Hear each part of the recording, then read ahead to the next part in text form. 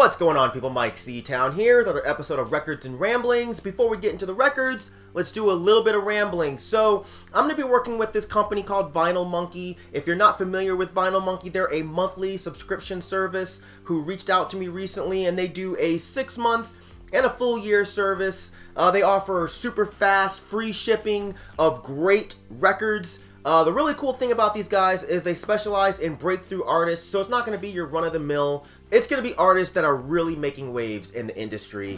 And each record is shipped in this really cool box, bubble wrapped very nicely. Also comes with some extra things here. A personalized letter sealed in wax, which I thought was kind of cool. Comes with this nice personalized handwritten postcard. It also comes with some extra stuff that I'm going to show when I show the record that they sent me. But what's going to be really cool about working with these guys is I feel like the likelihood of them throwing artists at me that I would otherwise not investigate is going to be pretty high. So I'll now be hearing new stuff that I would otherwise not hear, and then I can pass it on to you guys. So the record that they sent me is this one. This is Sid with Finn. Sid's part of Odd Future, if you didn't know. She's also a part of the group The Internet, which is a really cool mix of like loungy, electronica, and alternative R&B. Really great stuff. And I actually didn't even know that she had done a solo album until maybe a week or two before Vinyl Monkey hit me up. Her solo stuff is kind of similar to The Internet, except for it's a bit darker. And it's definitely more on the R&B spectrum. And as weird as it sounds, it actually kind of reminds me of like a mix of like Aaliyah and Solange. But I think this might be due to a lot of the choppy production, which kind of brings me back to that Timberland sound. The beats are really eclectic on this thing with a wide range of sounds, from like the more loungy type of stuff to slightly bouncy. Here's the front cover. Here's the back cover. The record's on black, so I won't bother showing you that, but it does have this nice insert here. So each Vinyl Monkey release also comes with these nice, solid, hardstock inserts and a signed lithograph that is only available with the Vinyl Monkey releases. And all Vinyl Monkey releases are also sent in this nice, heavy-duty plastic wrap here, which they call the Jimmy Hat, which I think is pretty funny.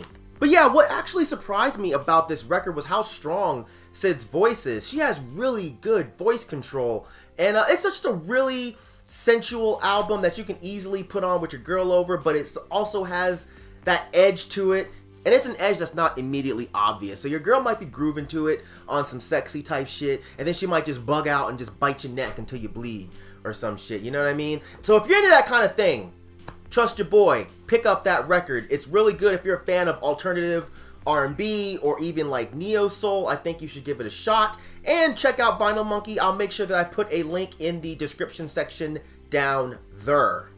The next record I'm going to show you, this is Azelisassath with Total Desecration of Existence. This is the third album from Azelisassath, the second album being Evil Manifestations Against Mankind. That one is actually my favorite. The third one is actually my least favorite of theirs. And it's still an amazing record, but it's one that I don't listen to too much.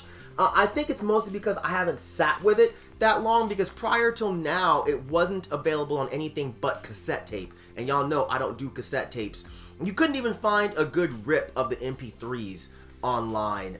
So the first one was two guys. The main guy, Swarty which hopefully I'm pronouncing that kind of sort of correctly, and it was another guy whose name is slipping me right now. After that, it was just Swarty, and this was the one that was released in 2014 that was finally given the vinyl treatment this year.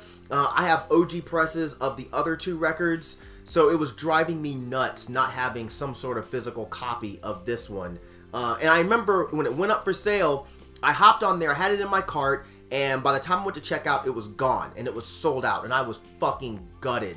And I posted online basically just bitching about the fact that it sold out so quickly and I didn't get a copy. And I don't remember who it was that hit me up and pointed me in the correct direction. I am so sorry. I know Canyon messaged me, I know Dave Main messaged me, but there was someone who hit me up before that sent me directly to the place where I could grab a copy, and I don't remember who it was. So if it was you, thank you, you're a fucking gem, and I'm so sorry that my memory is garbage. But yeah, here's the front cover.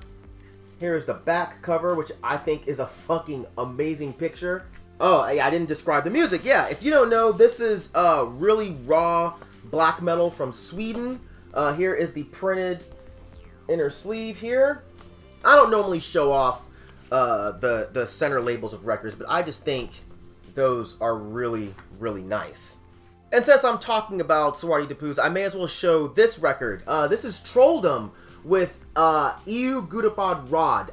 Probably butchering that as well. I am sorry, but that's what Google Translate told me to say.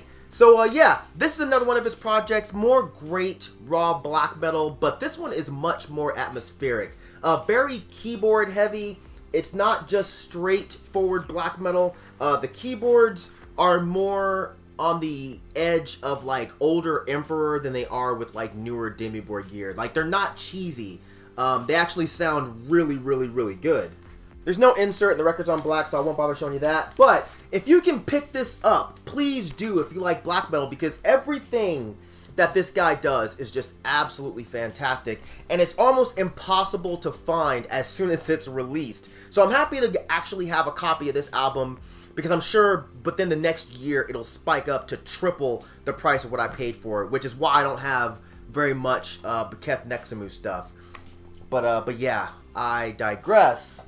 The next record I want to show you, this is the Blackcoat's Daughter soundtrack. So, in my video for the best movies of 2015, I had Blackcoat's Daughter in there. I think it's a brilliant, slow burn horror movie that is extremely underrated and misunderstood, but I never paid super close attention to the music when I first watched it, but on like second, third watch, the music in this is fantastic. It adds a great dark and eerie feel to this movie. So when it was announced that the music would be released separately on vinyl, I had to grab it up because I was curious how the music would stand up on its own, and it does really well. Like, this was actually supposed to be in my list of best 2017 albums so far, but I fucked up and I forgot to put it in there. But this was composed by Elvis Perkins, who's actually the younger brother of Osgood Perkins, who's the guy who actually made the movie. And the interesting thing about this music is it mixes like atmospheric folk songs with creepy synth overtones. It's like if David Eugene Edwards hung out with Chris Rye from Over and listened to Coil nonstop, and then they just made an album. You know, like, if that sounds even remotely interesting to you, then I think you need to grab this up. The record is on this awesome, like, gray and black smoky vinyl, and it also comes with this great kind of like yearbook picture of one of the girls in the movie. This was actually limited to 666 copies, but there are definitely still copies available since good music isn't always appreciated by the masses. So yeah, definitely go grab this. Next record I'm going to show you, this is the Kingston Trio, number 16.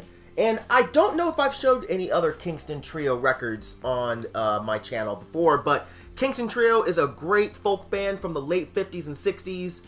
Yes, folk, not neo-folk, so it's got nothing to do with Death in June, so I know a lot of you guys will not care. They had great folk songs reminiscent of stuff like the Carter Family, and they even had songs that were more poppier, I guess, along the lines of some of the Beatles stuff. They had some great melodies and such, and they were big contributors to the big folk revival of the 60s, along with groups like Peter, Paul and Mary, the Limelighters, Joan Baez, Shirley Collins, Tom Rush. Well, Shirley Collins was more of the English folk revival, but a folk revival nonetheless. I am rambling, I am sorry. But yeah, this is great traditional folk with a bit of pop sensibilities thrown in there. I got this record along with the next one when my girlfriend's father unfortunately passed away. He had a few records and she didn't know what to do with any of them, so I snatched up the ones that I saw that I wanted that were in good condition.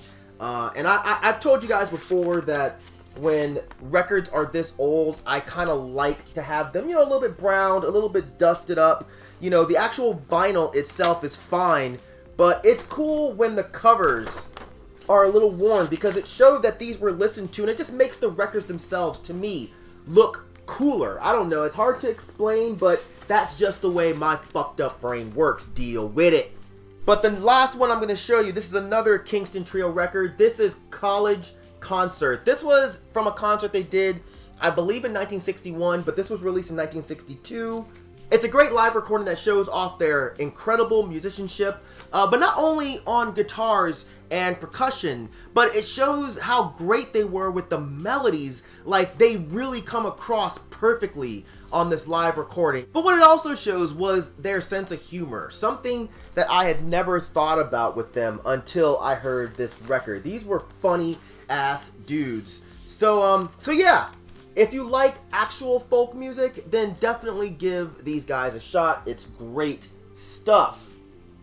And that's going to do it for this edition of Records and Ramblings. Hopefully you guys enjoyed it. As usual, thank you for living, thank you for loving, thank you for being you. Please don't die, and I'll see you guys next time. All right? Peace, bitches.